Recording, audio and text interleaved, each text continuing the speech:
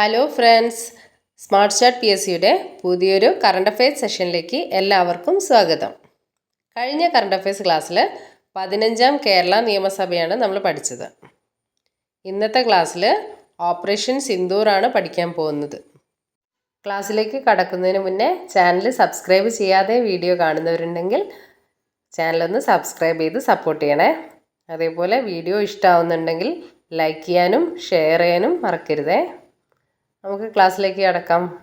PSC അടുത്തിടെ നടത്തിയ എക്സാമിലൊക്കെ operation സിന്ദൂറിന് questions വരുന്നുണ്ട്. അപ്പോൾ ഈ ക്ലാസ്സിന് നല്ല ഇമ്പോർട്ടൻസ് കൊടുത്തുകൊണ്ട് തന്നെ പഠിക്കാം. ക്ലാസ്സിലേക്ക് കടക്കാം. ഓപ്പറേഷൻ സിന്ദൂർ ജമ്മു കാശ്മീരിലെ ഒരു ടൂറിസ്റ്റ് ഡെസ്റ്റിനേഷനാണ് പഹൽഗാം. പഹൽഗാമിൽ ഭീകരർ ആക്രമണം നടത്തിയത് 2025 ഏപ്രിൽ 22. ഈ ഡേറ്റ് ഇമ്പോർട്ടൻ്റ് ആണ്. 2025 ഏപ്രിൽ 22 പഹൽഗാമിൽ ഭീകരർ ആക്രമണം നടത്തിയത്. ഈ ആക്രമണത്തിൽ 26 പേർ കൊല്ലപ്പെട്ടു. 26 പേരാണ് കൊല്ലപ്പെട്ടത്. അതിലൊരു മലയാളി ഉണ്ടായിരുന്നു, N. രാമചന്ദ്രൻ. മലയാളി N. രാമചന്ദ്രനാണ്. ആക്രമണം നടന്ന ജില്ല ആനന്ദ് നാഗ്. പഹൽഗാമിൽ 2025 ഏപ്രിൽ 22 നടന്ന ഭീകരാക്രമണത്തിന് തിരിച്ചടിയായി പാകിസ്ഥാനിലെയും പാക് അധിനിവേശ കാശ്മീരിലെയും ഭീകര പ്രവർത്തന കേന്ദ്രങ്ങളിലേക്ക് ഇന്ത്യ നടത്തിയ ആക്രമണമാണ് ഓപ്പറേഷൻ സിന്ദൂർ. ഓപ്പറേഷൻ സിന്ദൂർ എന്നുണ്ടായത് 2025 മെയ് 7. ഭീകരർ ആക്രമണം നടത്തിയത് 2025 ഏപ്രിൽ 22 അതിന് തിരിച്ചടിയായി ഇന്ത്യ ഓപ്പറേഷൻ സിന്ദൂർ നടത്തിയത് 2025 മെയ് 7 അതിനുപയോഗിച്ച മിസൈലാണ് SCALP missile, fighter jet Rafale. അപ്പോൾ ഒന്നുകൂടെ നോക്കാം. ഓപ്പറേഷൻ സിന്ദൂർ പഹൽഗാമിൽ 2025 ഏപ്രിൽ 22 നടന്ന ഭീകരപ്രവർത്തനത്തിന് തിരിച്ചടിയായി പാകിസ്ഥാനിലെയും പാക് അധിനിവേശ കാശ്മീരിലെയും ഭീകരപ്രവർത്തന കേന്ദ്രങ്ങളിലേക്ക് ഇന്ത്യ നടത്തിയ ആക്രമണമാണ് ഓപ്പറേഷൻ സിന്ദൂർ. പഹൽഗാമിൽ ഉണ്ടായ ഭീകരാക്രമണത്തെ തുടർന്ന് ഇന്ത്യ സിന്ധു നദീജല കരാർ മരവിപ്പിച്ചത് 2025 ഏപ്രിൽ 23. സിന്ധു നദീജല കരാർ ഒപ്പുവെച്ചത് എന്നാ നോക്കാം. 1960 സെപ്റ്റംബർ 19. ഇന്ത്യൻ പ്രധാനമന്ത്രി നെഹ്റുവും പാകിസ്ഥാൻ പ്രസിഡന്റ് അയൂബ് ഖാനും ലോകബാങ്കിന്റെ മധ്യസ്ഥതയിലാണ് കറാച്ചിയിൽ വെച്ച് സിന്ധു നദീജല കരാർ ഒപ്പുവെച്ചത്. ഏഷ്യയിലെ 2 രാജ്യങ്ങൾ തമ്മിലുള്ള അതിർത്തി കടന്നുള്ള ജല പങ്കിടൽ കരാറാണ് സിന്ധു നദീജല കരാർ.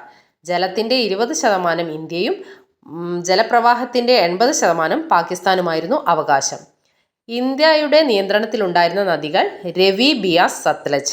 പാകിസ്ഥാൻ നിയന്ത്രണത്തിലുണ്ടായിരുന്ന നദികൾ സിന്ധു, ചിനാബ്, ചലം. അപ്പോൾ ഇതുവരെ ഒന്നുകൂടെ നോക്കാം.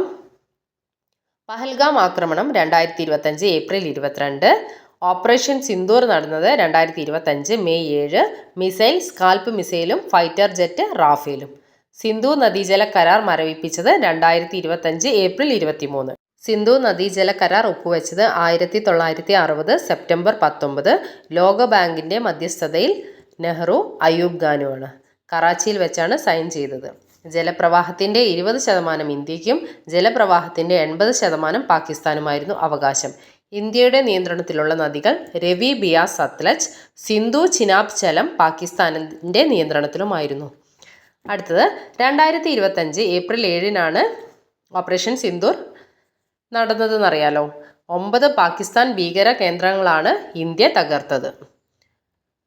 ആ 9 പേരും ഒന്ന് കേട്ടിരുന്നാൽ മതി. മുസാഫറാബാദ്, കോട്ട്ലി, ഗുൽപൂർ, ബിംബർ, സിയാൽകോട്ട്, മുറീദ് കെ, സർജാൽ, ബഹാവൽപൂർ.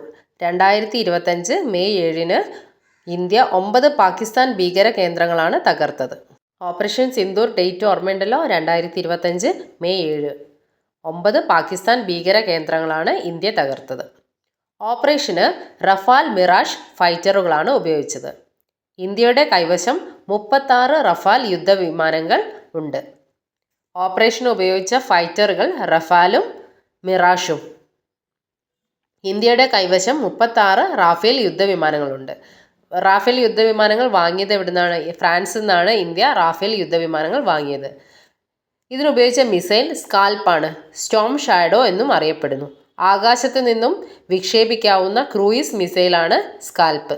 സ്കാൽപ്പ് മിസൈലിനെ സ്റ്റോം ഷാഡോ എന്നും അറിയപ്പെടുന്നു. സ്കാൽപ്പ് മിസൈൽ സ്റ്റോം ഷാഡോ എന്നും അറിയപ്പെടുന്നു. ആകാശത്ത് നിന്നും വിക്ഷേപിക്കാവുന്ന ക്രൂയിസ് മിസൈലാണ് സ്കാൽപ്പ്. ഇന്ത്യയുടെ കൈവശം 36 റാഫേൽ യുദ്ധവിമാനങ്ങളുണ്ട്.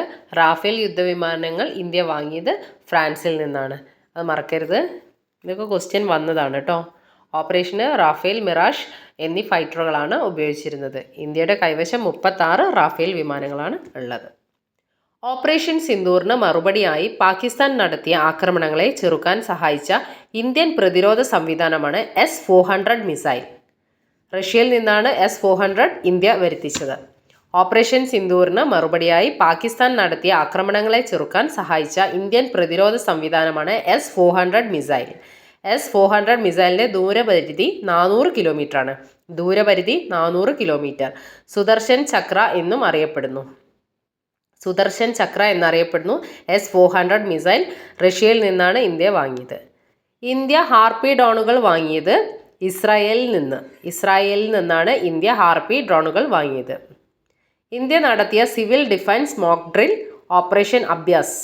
ഇന്ത്യ നടത്തിയ സിവിൽ ഡിഫൻസ് മോക്ക് ഡ്രില്ലാണ് ഓപ്പറേഷൻ അഭ്യാസ്.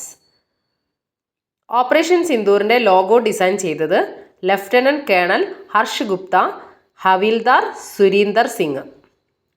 ഓപ്പറേഷൻ സിന്ദൂറിൻ്റെ ലോഗോ ഡിസൈൻ ചെയ്തത് ആരൊക്കെയാ? 2 പേര് ചേർന്നാണ്. ലഫ്റ്റനന്റ് കേണൽ ഹർഷ് ഗുപ്തയും ഹവിൽദാർ സുരീന്ദർ സിംഗും ചേർന്നാണ് ഓപ്പറേഷൻ സിന്ദൂറിൻ്റെ ലോഗോ ഡിസൈൻ ചെയ്തത്.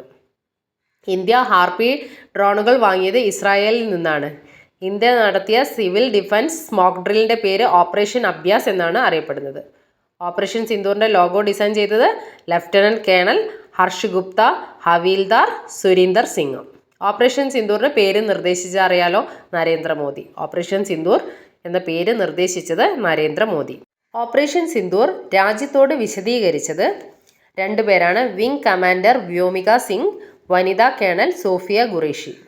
ഓപ്പറേഷൻ സിന്ദൂർ രാജ്യത്തോട് വിശദീകരിച്ചത് വിംഗ് കമാൻഡർ വ്യോമിക സിംഗും വനിതാ colonel Sophia Qureshi. Operation Sindoor എന്ന പേര് നിർദ്ദേശിച്ചത് നരേന്ദ്രമോദി. ഓപ്പറേഷൻ സിന്ദൂർ രാജ്യത്തോട് വിശദീകരിച്ചത് വിംഗ് കമാൻഡർ വ്യോമിക സിംഗ്, വനിതാ കമാൻഡർ സോഫിയ ഖുറേഷി. ഇന്ത്യയുടെ വിദേശകാര്യ സെക്രട്ടറി വിക്രം മിശ്രി. ഇന്ത്യയുടെ വിദേശകാര്യ സെക്രട്ടറി വിക്രം മിശ്രി. ഇന്ത്യയുടെ സംയുക്ത സൈനിക തലവൻ അനിൽ ചൗഹാൻ. ഇന്ത്യയുടെ സംയുക്ത സൈനിക തലവൻ Anil Chauhan. Army chief of India Upendra Dwivedi. Army chief of India Upendra Dwivedi. Air chief Amarpreet Singh. Air chief Amarpreet Singh. Navy chief Dinesh K Tripathi. Navy chief Dinesh K Tripathi. Navy chief Dinesh K Tripathi. അടുത്തത് defence minister Rajnath Singh. Defence minister Rajnath Singh. വിദേശകാര്യ വകുപ്പ് മന്ത്രി എസ് ജയശങ്കർ. വിദേശകാര്യ വകുപ്പ് മന്ത്രി എസ് ജയശങ്കർ. പ്രതിരോധ സെക്രട്ടറി രാജേഷ് കുമാർ സിംഗ്. പ്രതിരോധ secretary Rajesh Kumar Singh. Defence minister Rajnath Singh, വിദേശകാര്യ വകുപ്പ് മന്ത്രി എസ് ജയശങ്കർ, പ്രതിരോധ സെക്രട്ടറി രാജേഷ് കുമാർ സിംഗ്. പഹൽഗാം ഭീകരാക്രമണത്തെ തുടർന്ന് ഇന്ത്യ സ്വീകരിച്ച നടപടികൾ. 1. സിന്ധു നദീജല കരാർ മരവിപ്പിച്ചു. പഹൽഗാം ഭീകരാക്രമണം 2025 ഏപ്രിൽ 22 നടന്നു. തൊട്ടടുത്ത ദിവസം തന്നെ സിന്ധു നദീജല കരാർ മരവിപ്പിച്ചു. 2025 ഏപ്രിൽ 23 സിന്ധു നദീജല കരാർ മരവിപ്പിച്ചു. 2. അട്ടാരി വാഗ ബോർഡർ അടച്ചു. അട്ടാരി വാഗ ബോർഡർ അടച്ചു. പാകിസ്ഥാൻ പൗരന്മാർക്ക് വിലക്ക് ഏർപ്പെടുത്തി. നയതന്ത്ര പ്രതിനിധികളെ തിരിച്ചു വിളിച്ചു. സാർക്ക് വിസ എക്സംഷൻ സ്കീം റദ്ദാക്കി. ഒന്നുകൂടെ നോക്കാം. സിന്ധു നദീജല കരാർ മരവിപ്പിച്ചു. അട്ടാരി വാഗ ബോർഡർ അടച്ചു. പാകിസ്ഥാൻ പൗരന്മാർക്ക് വിലക്ക് ഏർപ്പെടുത്തി. നയതന്ത്ര പ്രതിനിധികളെ തിരിച്ചു വിളിച്ചു. സാർക്ക് വിസ എക്സംഷൻ സ്കീം റദ്ദാക്കി. ഇത്രയും കാര്യങ്ങളാണ് ഇന്ത്യ ഭീകരാക്രമണത്തെ തുടർന്ന് പെട്ടെന്നെടുത്ത നടപടികൾ. സിന്ധു നദീജല കരാർ മരവിപ്പിച്ച ഡേറ്റ് 2025 ഏപ്രിൽ 23. ഇതിനെ തുടർന്ന് പാകിസ്ഥാൻ ഷിംല കരാർ മരവിപ്പിച്ചു. പാകിസ്ഥാൻ ചെയ്തതെന്താ? ഷിംല കരാർ മരവിപ്പിച്ചു. ഷിംല കരാർ ഒപ്പുവെച്ച വർഷം 1972. ഇന്ത്യൻ പ്രധാനമന്ത്രിയായ ഇന്ദിരാഗാന്ധിയും പാകിസ്ഥാൻ പ്രസിഡന്റ് സുൽഫിക്കർ അലി ഭൂട്ടോയുമാണ് ഷിംല കരാർ ഒപ്പുവെച്ചത്. ഷിംല കരാർ ഒപ്പുവെച്ചത് ഇന്ദിരാഗാന്ധിയും സുൽഫിക്കർ അലി ഭൂട്ടോയും 1972. ഈ കരാറാണ് പാകിസ്ഥാൻ താൽക്കാലികമായി മരവിപ്പിച്ചത്. ഷിംല കരാർ 1972. ഇന്ദിരാഗാന്ധി, സുൽഫിക്കർ അലി ഭൂട്ടോ. അടുത്ത ക്വസ്റ്റ്യൻ, മിനി സ്വിറ്റ്സർലൻഡ് എന്നറിയപ്പെടുന്ന പഹൽഗാമിലെ ബൈസരൺ പുൽമേടിലാണ് ആക്രമണം നടന്നത്. ഈ ബൈസരൺ ക്വസ്റ്റ്യൻ വന്നിട്ടുണ്ട്. മിനി സ്വിറ്റ്സർലാൻഡ് എന്നറിയപ്പെടുന്ന പഹൽഗാമിലെ ബൈസരൺ പുൽമേടിലാണ് ആക്രമണം നടന്നത്. സിന്ധു നദീജല കരാർ മരവിപ്പിച്ച ഇന്ത്യൻ നടപടിയെ ജലയുദ്ധം എന്ന് വിശേഷിപ്പിച്ചത് ഒവൈസ് അഹമ്മദ് ഖാൻ ലഗരി, പാക് ഊർജ്ജമന്ത്രി. സിന്ധു നദീജല കരാർ മരവിപ്പിച്ച ഇന്ത്യൻ നടപടിയെ ജലയുദ്ധം എന്ന് വിശേഷിപ്പിച്ചത് ഒവൈസ് അഹമ്മദ് ഖാൻ ലഗരി, പാക് ഊർജ്ജമന്ത്രി. ജലയുദ്ധം എന്ന് വിശേഷിപ്പിച്ചത് ഒവൈസ് അഹമ്മദ് ഖാൻ ലഗരി, പാക് ഊർജ്ജമന്ത്രിയാണ്. മിനി സ്വിറ്റ്സർലാൻഡ് എന്നറിയപ്പെടുന്ന പഹൽഗാമിലെ ബൈസരൺ പുൽമേട്ടിലാണ് ആക്രമണം നടന്നത്. ഓപ്പറേഷൻ സിന്ദൂറിലെ ഇമ്പോർട്ടൻറ്റ് പോയിൻറ്റ്സ് ഒക്കെയാണ് നമ്മളിവിടെ ഡിസ്കസ് ചെയ്തത്. ക്ലാസ് വല്ലാതെ വലിച്ചു നീട്ടിയിട്ടില്ല, അതേപോലെ എല്ലാ പോയിൻറ്റ്സും ഉൾപ്പെടുത്താനും ശ്രമിച്ചിട്ടുണ്ട്. പിന്നെ വരുന്നത് ഇതിൽ സിന്ധു നദീജല കരാറിനെ പറ്റിയിട്ട് ഷിംല കരാറൊക്കെ GK വരുന്ന പോർഷനാണ്. അതെന്തായാലും ഇമ്പോർട്ടൻസ് കൊടുത്ത് പഠിക്കണം. കാരണം ഇങ്ങനെ ഒരു കേസ് വന്ന സ്ഥിതിക്ക് നമുക്കത് എന്തായാലും എക്സാമിന് വരാൻ ചാൻസ് വളരെ കൂടുതലാണ്. ഇപ്പം നടക്കുന്ന എക്സാമിലൊക്കെ പോയിൻറ്റ്സ് വന്നുകൊണ്ടിരിക്കുന്നുണ്ട്. അപ്പോൾ നമ്മൾ എന്തായാലും അതിനൊരു ഇമ്പോർട്ടൻസ് കൊടുത്ത് പഠിക്കാം. പിന്നെ ഇന്നത്തെ വീഡിയോ ഇഷ്ടമായിട്ടുണ്ടെങ്കിൽ ക്ലാസ് ഒന്ന് ലൈക്ക് ചെയ്യാനും സബ്സ്ക്രൈബ് ചെയ്യാത്തവർ സബ്സ്ക്രൈബ് ചെയ്ത് സപ്പോർട്ട് ചെയ്യുകയും ചെയ്യണേ. അപ്പോൾ നമുക്ക് അടുത്തൊരു വീഡിയോ കാണുന്നവരെ എല്ലാവർക്കും നന്ദി. താങ്ക്